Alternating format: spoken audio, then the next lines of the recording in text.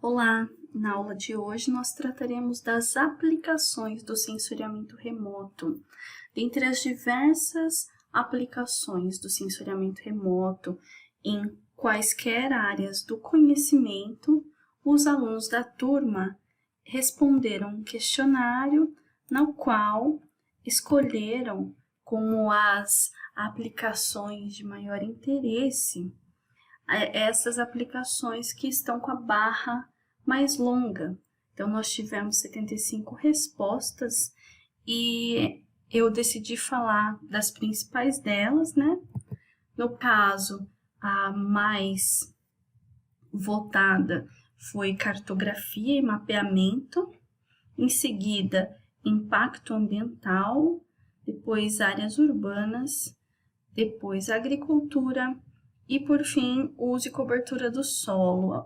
Atendendo a esses pedidos, a gente já atende a quase 80% das solicitações. Então, serão essas aplicações que serão tratadas na aula de hoje.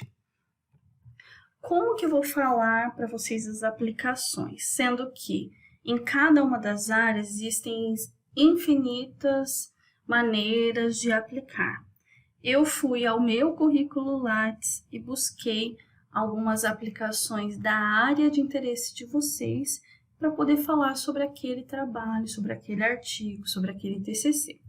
Então, eu vou trazer aqui para vocês 2 exemplos de cada uma das áreas de maior interesse e vamos começar pela cartografia. Então, a cartografia, ela utiliza do sensoriamento remoto para algumas finalidades, como a produção de mapas ou outras, como é o caso aqui desse trabalho, o georreferenciamento de imóveis rurais. Então, esses alunos fizeram um TCC para verificar se imagens de drone e imagens de satélite poderiam ser utilizadas no georreferenciamento de imagens rurais. Na verdade, eles utilizaram imagens WorldView 3, imagens Planet e uma ortofoto gerada por uma aeronave remotamente pilotada. Então, assim, são 3 categorias diferentes de dados. A imagem WorldView 3 possui uma resolução espacial de 30 centímetros, a imagem Planet de 3 metros e a ortofoto gerada com uma resolução espacial inferior a 1 centímetro. E aí foi verificado se essas imagens poderiam ser utilizadas de acordo com as normas do INCRA para o georreferenciamento de limites naturais, artificiais e inacessíveis. E aí, não vou mostrar o resultado para vocês, vou colocar o link do artigo, aqueles que se interessarem vão buscar esse artigo. Um outro trabalho relacionado à cartografia foi um trabalho de um aluno do IF que a gente publicou no Simpósio Brasileiro de Sensoriamento Remoto, que foi uma análise da acurácia posicional da imagem Cibers 4, da imagem pancromática do satélite Cibers 4, que é o satélite brasileiro e chinês. Então, ele coletou 23 pontos sobre a imagem e também 23 pontos em solo por meio de levantamento geodésico e verificou a variação dessas coordenadas. Então, aqui à esquerda tem um gráfico mostrando esses resíduos, tanto em uma direção quanto na outra. E aí, apesar dessa imagem ter uma resolução espacial de 5 metros, ela foi adequada apenas para a geração de um produto cartográfico na escala de 1 para 50 mil, na categoria C do PEC-PCD. Então, essa imagem, apesar de ter um pixel relativamente pequeno, ou seja, de bastante detalhamento, ele não é adequado para a produção de cartas de escalas grandes, como, por exemplo, uma carta na escala de 1 para 1000, 1 para 2000, 1 para 5000, que seriam cartas de detalhamento. Mas por que isso não é possível? Porque a imagem toda apresenta um deslocamento. Então, não adianta a gente ter alta resolução espacial na imagem se essa imagem estiver deslocada da sua coordenada real. Então, foi isso que esse trabalho avaliou. Mas como essa foi a aplicação mais votada, eu acredito que vocês tenham interesse em compreender como é feita a produção de mapas a partir de imagens de satélite. Na aula de hoje, estou trazendo exemplos de coisas realizadas por mim ou pelos meus alunos, sob a minha orientação. Como tanto eu quanto os meus alunos nunca realizaram produção de cartas ou mapas a partir de imagens, mas eu entendi que a turma de vocês tem interesse nisso, eu trouxe 3 observações que devem ser levadas em consideração quando vocês utilizarem de imagens para produzir mapas. A primeira coisa, levar em consideração a resolução espacial e a escala da carta que você deseja produzir. Então, essas duas coisas, elas precisam ser compatíveis, tá? Então, assim, se eu quero uma carta de detalhamento com uma escala grande, eu preciso utilizar uma imagem de alta ou altíssima resolução espacial. Então, é necessário ter essa relação entre as duas coisas. Outra questão é o uso de ortofotos ou ortoimagens, que é uma imagem de satélite ortorretificada. Por quê? Aqui nessa imagem à direita, nós temos 2 visões de perspectiva. A da direita, com o quadradinho em verde, mostra um exemplo como se fossem 2 prédios, por exemplo, mas a imagem ela foi obtida com uma angulação diferente de nadir, ou seja, ela não está exatamente em cima daquele lugar. Então, existe um ângulo de observação e isso vai gerar esse tipo de figura. No caso, a gente tirar uma foto aérea ou uma imagem de satélite de alta resolução de prédios, se a gente tem esse ângulo diferente do ângulo nadir, nós veremos a lateral dos prédios. E isso não pode acontecer numa carta, num mapa. Por isso, nós precisamos da visão ortográfica, que é obtida a partir do produto ortorretificado. Então, a ortofoto ou a ortoimagem é que vai ser utilizada para a produção de mapa. Não pode ser uma imagem bruta do jeito que a gente obtém, tá certo? Então, é preciso realizar esse processamento. Outra questão é calcular o PEC-PCD do produto cartográfico gerado, porque às vezes a gente acha que só a resolução espacial já vai dar uma carta ou um mapa com uma acurácia para ser representada por aquela escala. Mas a verdade é que, igual no exemplo anterior do trabalho que eu mostrei do meu aluno, pode ser que a imagem esteja deslocada.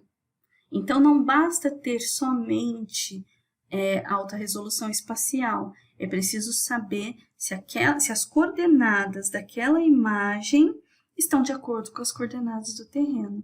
Então, por isso eu coloquei aqui o desenho à esquerda, aqui, né?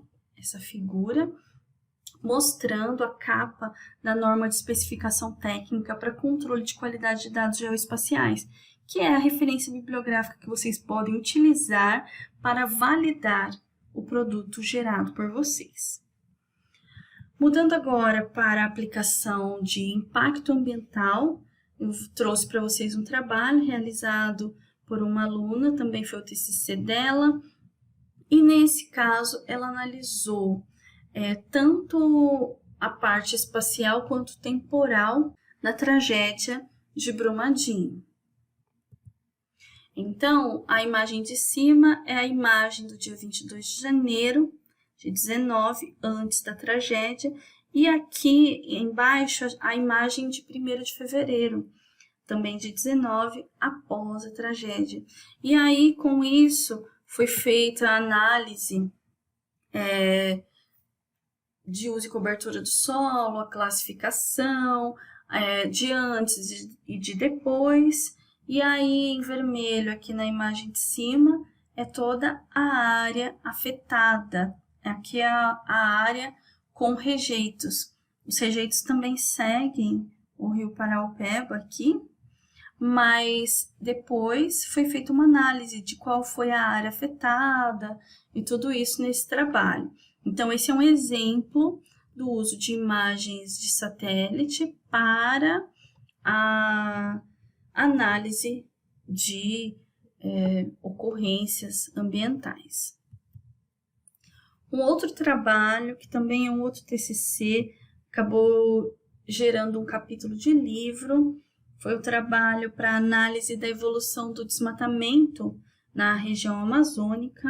Então, foi escolhido um município de Rondônia e, assim, foi analisada uma imagem de 2013, outra imagem de 2019, foi calculada a área de agropecuária, de floresta, de formação natural, que não é floresta, mas no caso é uma vegetação mais rasa, né, mais baixa, corpos d'água, área não vegetada com o solo exposto, ou também rochas, e a área total.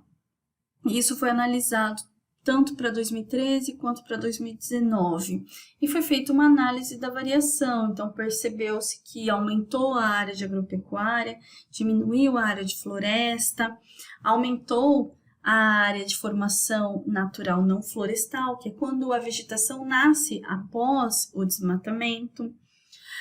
E o interessante desse trabalho, não é possível mostrar aqui, mas é que foi mostrado para cada lugar o que era antes e o que virou depois. Então, assim, não é só uma detecção de mudança, de falar mudou, como está mostrando nessa imagem aqui, onde o vermelho é o deflorestamento e o cinza é a área sem mudanças. Não, no trabalho vocês vão encontrar o que se tornou o quê, e como que mudou e por quê. Então, assim, é um trabalho bastante interessante também, que está disponível também gratuitamente para leitura. Agora, sobre a agricultura, um artigo publicado essa semana, na verdade. Determinação do peso da matéria verde do milho através da análise de imagens. Então, isso aqui também foi um TCC. O que é isso? Foi feita uma relação entre o peso do milho e o volume calculado por meio de imagens. Então, as parcelas de milho que foram plantadas lá no Campos Inconfidentes. E aqui está mostrando o MDS, que é o modelo digital de superfície. O modelo digital de superfície, ele leva em consideração o que está no solo e também o que está acima do solo. E nós tínhamos também o modelo digital do terreno, que é somente o solo sem nada que está acima do solo. Então, quando a gente faz um modelo menos o outro, a gente encontra o modelo digital de altura. E a gente consegue a altura de cada uma dessas parcelas. E considerando a altura da parcela e a área ali de cada uma delas, a gente encontra o volume. E depois relacionamos esse volume com o peso medido real em campo. E aí encontramos essa correlação de 0,87. Um outro trabalho realizado por uma orientanda minha relacionado à agricultura, ela defendeu há poucos dias o TCC, já enviou o artigo para publicação, mas ainda está em avaliação, é a detecção de área de cafezais afetadas por geada. Então, na região de Inconfidentes, tem uma cidade chamada Bueno Brandão que sofreu com uma geada forte. Então, nós utilizamos de imagens de satélite, aí pegamos uma data de antes, uma data de depois do evento da geada e estimamos, primeiramente, a área de café e, em seguida, também a área de café afetada pela geada. Em relação à agricultura, nesse mesmo município, também já trabalhei com uma aluna que estimou a área de plantio de morango por meio daqueles túneis. Então, também foi um trabalho bem legal, mas como eu estava trazendo apenas 2 por aplicação, resolvi não trazer aquele. Agora, sobre áreas urbanas, que é uma outra área de interesse de vocês. Áreas urbanas, pessoal, a gente tem que lembrar que nós temos que trabalhar com imagens de alta resolução. Senão, a única coisa que nós vamos ver na imagem será uma mancha urbana. A gente não consegue caracterizar nada, né? Então, nesse caso aqui, nós temos à esquerda uma imagem WorldView 3 da cidade do Rio de Janeiro. Nesse trabalho, as alunas avaliaram a influência de inserir junto à classificação principais componentes e MNF, que está relacionada à fração de ruído, e testaram diversos conjuntos de dados e também testaram 2 classificadores, Random Forest e Deep Learning. E aí avaliou qual conjunto de dados e qual classificador que melhor detalha, no caso, as 13 classes que elas estavam trabalhando. Um outro trabalho relacionado à área urbana é o trabalho do meu doutorado, quando, utilizando de imagens multiespectrais WorldView 2 e hiperespectrais do SPECTIR, que tem 357 bandas, nós conseguimos caracterizar 38 diferentes classes. Então, dentro de um ambiente onde existiam 38 tipos de materiais, todos eles foram caracterizados, inclusive materiais da mesma família, como diferentes tipos de telhados metálicos. Então, nós conseguimos separar, dentre os telhados metálicos, os materiais. Também conseguimos separar cimento de concreto, de asfalto, e também de suas variações, quando eles eram pintados ou não pintados, tipos de cerâmica. Então, assim, foi realmente um trabalho voltado para os materiais presentes no ambiente urbano. Então, assim, até hoje eu não conheço um outro trabalho que tenha trabalhado assim com tantas classes, como foi o caso desse trabalho. E nós tivemos um ótimo resultado e conseguimos separar cada um deles. Agora, sobre uso e cobertura do solo, trouxe para vocês um trabalho também orientado por mim, que avaliou o uso e a cobertura do solo numa região onde foi realizado um projeto chamado Conservador das Águas para preservação de nascentes. Então, tem aqui à esquerda cada imagem separada é uma subbacia, né? E cada uma dessas subbacias, assim, foi analisada separadamente para verificar se os locais das nascentes tiveram um acréscimo da vegetação ou não depois da iniciativa do projeto. Então, tem o resultado de 2006 e depois o resultado de 2018. E aí nós conseguimos analisar o percentual e também medir as áreas e verificar que realmente a área de vegetação aumentou Então, em todas essas subbacias, a área de vegetação aumentou após a implantação desse projeto. Um outro trabalho de uso e cobertura de solo foi um trabalho proposto pelo I3E, pela GRSS, que é o Geoscience Remote Sensing Society, então é Sociedade de Sensoriamento Remoto e Geociências, que eles fazem um concurso mundial e cada ano eles propõem um problema e depois eles premiam aqueles grupos que melhor solucionaram o problema. Esse problema do ano de 2017 foi um problema bastante interessante, que eles pretendiam classificar 17 tipos, 17 categorias, que eles chamavam de Local Climate Zones, que são zonas climáticas locais. Então, a classe 1, por exemplo, eram prédios compactos e altos. A segunda categoria era prédios compactos mais médios. Outra, prédios compactos mais térreos. Outros mais abertos, com vegetação, sem vegetação. Aí tinha também asfalto, solo exposto, água. Tudo isso geravam essas 17 Local Climate Zones.